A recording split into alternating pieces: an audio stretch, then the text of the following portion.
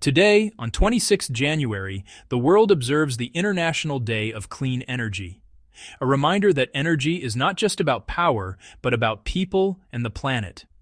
Clean energy lies at the heart of two global goals: leaving no one behind and protecting Earth. Despite progress, the challenge remains immense. Even today, around 666 million people live without access to electricity, and over 85% of them are in Sub-Saharan Africa. Lack of clean energy limits education, healthcare, and economic growth, keeping vulnerable communities trapped in poverty. In rural regions, 1.5 billion people still rely on unsafe cooking methods, such as burning wood or dung. This causes severe health risks, environmental damage, and disproportionately affects women and children. In Sub-Saharan Africa alone, the number of people without clean cooking access continues to rise each year.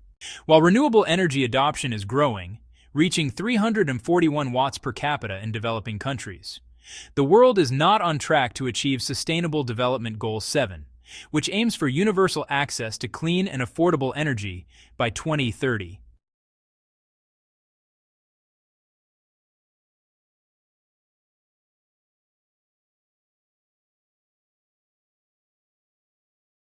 Energy production from fossil fuels is a major source of greenhouse gas emissions.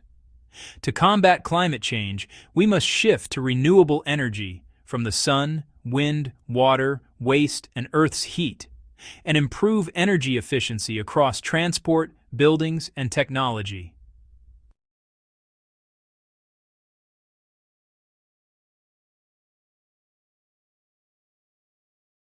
Declared by the United Nations, 26th of January also marks the founding of IRENA, supporting global energy transitions.